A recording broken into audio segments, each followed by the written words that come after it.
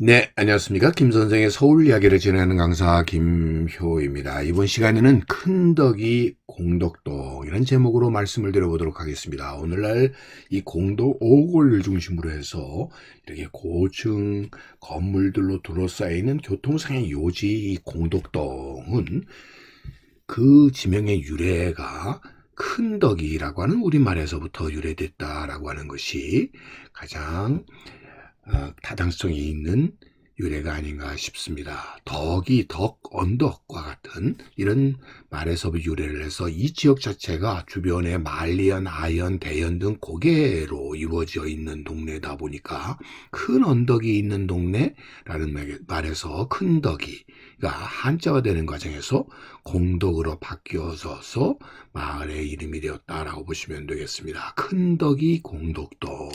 자, 그래서 여러분들 보시다시피 대연이니 아연이니 와연이니 하는 이런 고개들, 고개 현자를 쓰고 있는 지명들을 따라서 등장하게 되었던 것이 바로 이 공덕동이 되겠고요.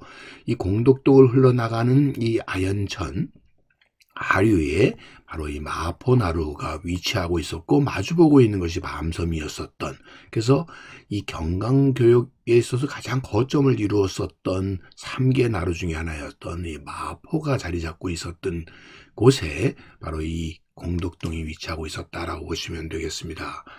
이 1900년대의 객주들의 이런 기와집들이 꽉 틀어차 있었던 마포의 전경을 담은 사진만을 보더라도 이곳에 여러분들 대표적인 마포 하게 되면 떠오르는 소금이나 젓갈, 새우젓과 같은, 그래서 지금까지도 이렇게 축제가 이어지고 있는 것처럼 마포라고 하는 것 자체가 쌀과 소금으로 대표되는 중요한 물자들이 이 한강을 중심으로 해서 교류가 이루어졌던 곳에 배후에 바로 이 큰 곡의 공덕동이 자리 잡고 있었다라고 보시면 되겠습니다. 그러나 이 공덕리라고 하는 것 자체가 이 마포의 배후 지역이다 보니까 19세기 말까지는 주로 이곳 자체가 농작물을 키우는 밭은 있었을지 몰라도 본격적인 사람들의 거주 지역으로서는 자리 잡지 못했다라고 하는 것을 알 수가 있겠고요. 지금 공덕역 3번 출구 가까이에 이 공덕리 금표라고 하는 것이 지금도 남아있어서 우리가 이를 확인해 볼 수가 있겠는데요. 이 공덕리 금표라고 하는 것이 세워지게 된 것은 바로 이 1870년 흥선대원군이 이곳을 별서로 삼았었던 바로 이곳에 세워졌었던 아소정이라고 하는 별서 가까이가 바로 이 공덕리에 위치하고 있었다라는 점이 되겠는데요. 지금으로 봐도 이 배산 임수에 좋은 터였었던 것을 알 수가 있겠고요. 나중에 불우하게 되었었던 흥선대원군의 말년에 거처이기도 했었고, 그가 돌아가시고 난 뒤에 이곳에 무덤을 썼을 정도로 이 마포 공덕리 일대라고 하는 것 자체가 별서로서는 기능을 했을지 몰라도 이렇게 번화한 곳은 아니었었다라는 것을 우리가 알 수가 있겠습니다. 그러던 이 공덕리 일대가 점차 개발이 되게 되는 계기가 되었던 것 중에 하나가 바로 이 경의선이 놓이게 되면서 경의선 용산선이 원효를 거쳐서 마포역을 거쳐서 이 동막역으로 이어져서 서강역으로 이어지던, 지금의 동막역이 지하철 6호선으로 얘기하면 이 대흥역이 되게 텐데요. 그래서 지금 이 대흥정이라고 하는 지명을 우리가 확인해 볼 수가 있는데, 그 옆에 아소정이라고 하는 정자가 있었다라는 것을 알 수가 있습니다.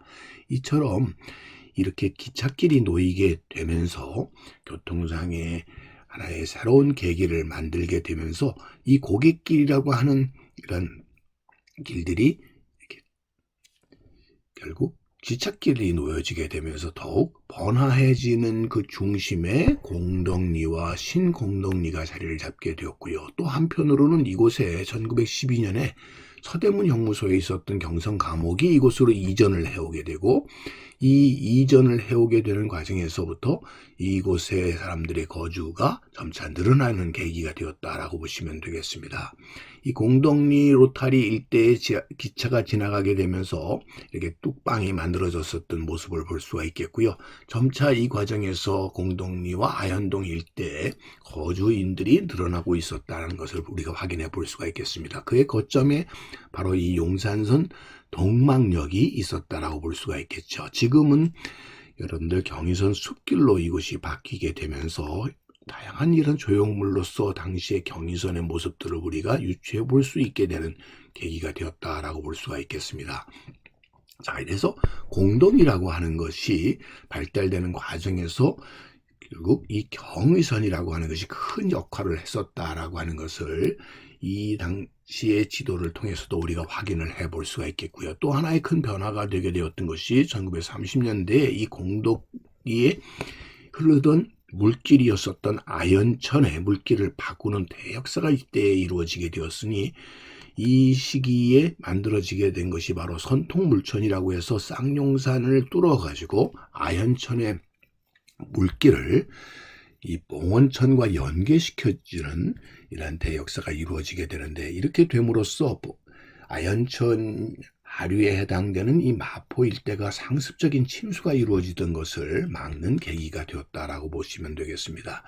선통물천의 유의가 되겠고요. 그렇게 됨으로써 아현천이 공덕 5호를 거쳐서 한강으로 유입되던 것을 일부 이 선통물천으로 이렇게 갈라내게 되면서 봉원천과 합류하여 서강대교 방향으로 이렇게 흘러나가게 됨으로써 공덕 일대가 결국 이렇게 침수 피해로부터 벗어날 수 있게 되었다라고 보시면 되겠고요. 이런 선통물천의 흔적을 경의선 숲길에 이렇게 조그만 물길로 재현해 놓고 있는 것을 통해서도 이 선통물천의 역사를 우리가 기억할 수가 있게 되었고요. 그 결과로 현재의 마포구의 가장 동쪽 끝에 해당되는 곳에 바로 이 공덕동이 이렇게 자리를 잡게 되었고, 그 과정에 주변 지역으로는 중구와 용산구 등의 서대문구에 둘러싸여 있는 공덕동으로서 결국 이 행정구역에 새로운 행정구역 사이에 여전히 지금도 이 공덕동이 새로운 교통상의 거점이 될 수 있는 계기를 만들었다라고 보시면 되겠습니다. 특별히 1970년대에 와서 이 만리동 고개가 이렇게 대로로 개발이 되기 시작하면서 만리제길이 이 공덕동 로타리와 연계가 되게 되면서 공덕 오거리라고 하는 교통상의 요지를 만들게 되어서 70년대부터 이렇게 공덕 오거리가 크게 번화해지기 시작했다고 하는 것을 옛사진 등을 통해서 확인해 볼 수가 있겠고요.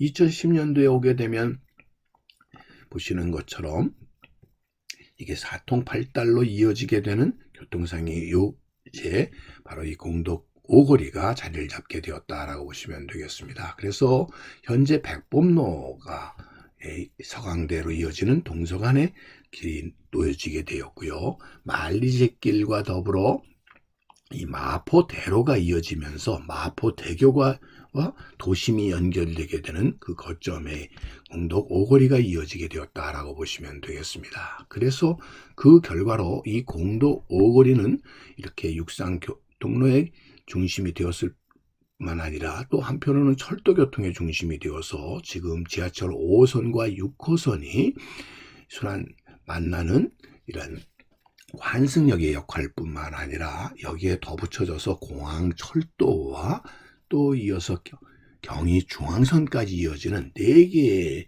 선로가 모여지는 그 중심의 공덕역이 자리를 잡게 되었다라고 보시면 되겠습니다. 자, 그 결과로 오늘날은 정말 예전에는 상상할 수 없었을 정도로 고층 건물들로 빽빽하게 자리를 잡게 되었고, 또 그 배후에는 많은 아파트 단지를 구성하게 됨으로써 예전에는 큰 덕이에 불과했었던 큰 언덕 동네에서 사람들이 살기에 부적당했었던 바로 그곳이 오늘날 이렇게 대단히 밀집된 도시로 변화되어서 아름다운 한강변의 야경을 갖고 있는 동네로, 살고 싶은 동네로 이렇게 변모된 곳이 오늘날의 공덕동이다, 이렇게 보시면 되겠습니다. 큰 언덕이었었던 큰 덕이 공덕동에 대해서 오늘도 꽃밭을 가꾸는 김 선생이 말씀드렸습니다.